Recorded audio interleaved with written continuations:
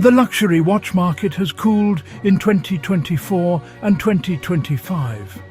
But that's exactly when smart collectors start paying attention.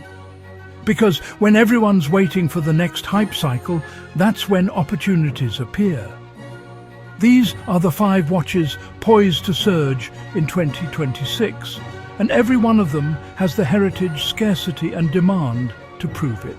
Welcome back to Luxe Pulse, where we explore the craftsmanship, culture and investment stories behind the world's most desirable watches. In this episode, we're looking ahead to the 5 watches most likely to rise in value in 2026, not based on hype, but on data, history and collector sentiment. And as always, I want to hear from you. Which of these would you bet on for 2026? Let's start with the obvious, the Rolex Daytona. Whenever you talk about watches that hold or gain value, the Daytona is the benchmark.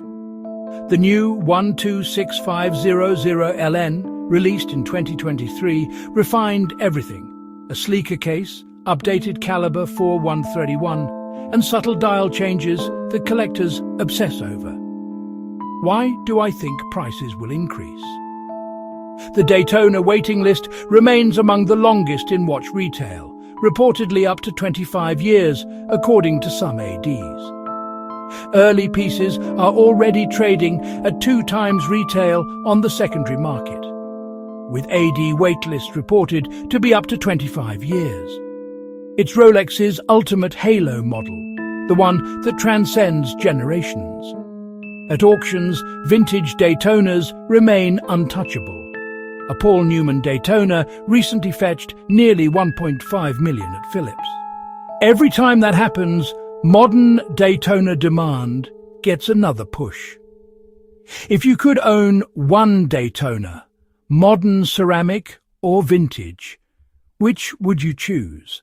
Next, another modern Rolex legend, the Rolex GMT-Master II, Pepsi. It's instantly recognizable.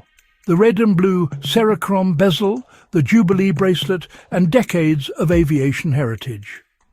After its 2018 reissue, prices skyrocketed, then cooled slightly, but history suggests another uptick is coming. Could 2026 be big for the Pepsi? Rolex tends to refresh core lines every few years. Any discontinuation or update triggers a secondary market rush. Demand far exceeds production. Even now, retail buyers face multi-year waits. Vintage GMTs, like the 1675 and 16710, continue appreciating, strengthening the modern Pepsi's halo. Would you buy a modern Pepsi or hunt for a vintage GMT? Let's see where collectors stand. Now for the legend of Le Brassus, the Audemars Piguet Royal Oak Jumbo. Few watches have influenced modern luxury like this one. The 16202 ST, launched for the Royal Oak's 50th anniversary, continues Gérald Gente's original 1972 design, now powered by the new caliber 7121. Why does 2026 look strong? AP's limited production means supply will always lag behind demand. Anniversary editions have historically shown strong long-term appreciation. The steel jumbo remains the most coveted modern reference for serious collectors. Early Royal Oak A-series jumbos have crossed $200,000 at auction, validating long-term growth potential for modern equivalents. Do you think the Royal Oak has peaked, or will it keep climbing as the ultimate design icon? The Patek Philippe Nautilus remains the cornerstone of blue-chip watch investing. When the 5711 was discontinued, the market went crazy. Values doubled overnight. Now, the 58111G, released in white gold, is quietly re-establishing the Nautilus as the world's most desired luxury sports watch. Why is the Nautilus primed to rise again? Patek has tightened distribution, limiting dealer allocations. The white gold construction keeps retail prices high, but long-term desirability even higher. After a 2024-25 correction, data from Chrono24 and watch charts already shows values stabilizing and inching upward. Would you choose the Nautilus or the Royal Oak if you could only own one? Comment below. This debate never ends. And finally, the Vacheron Constantin Overseas, specifically the blue dial automatic reference 4500V. For years, it's been the underdog of the luxury sports trio, overshadowed by the Nautilus and Royal Oak. But that's starting to change. Why could 2026 be its breakout year? Secondary prices have finally begun climbing as collectors recognize its finishing quality rivals, AP and Patek. The quick change bracelet system and in-house caliber 5100 make it one of the most versatile sports watches in the market.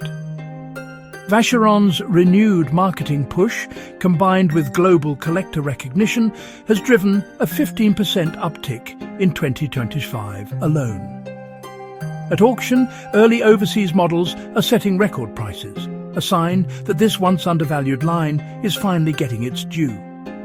Is the Vacheron Overseas the smartest buy under £40,000 right now? I want to hear your thoughts. So, 5 watches we believe are poised to surge in 2026. From the Rolex Daytona, often considered the ultimate modern grail, to the Vacheron Constantin Overseas Blue Dial, seen as the rising star of the Holy Trinity. Each represents a different angle: brand legacy, collector psychology, or controlled scarcity. But all point to one truth. In 2026, patience will pay off. So, which would you buy before the next surge? Are you betting on the tried and true Rolex Daytona or backing the rising Vacheron Overseas? Drop your pick below. I love reading your takes.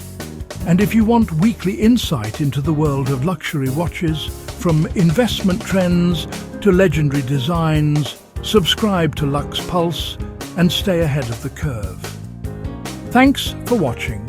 And remember, in watch collecting, timing isn't just everything. It's the investment itself.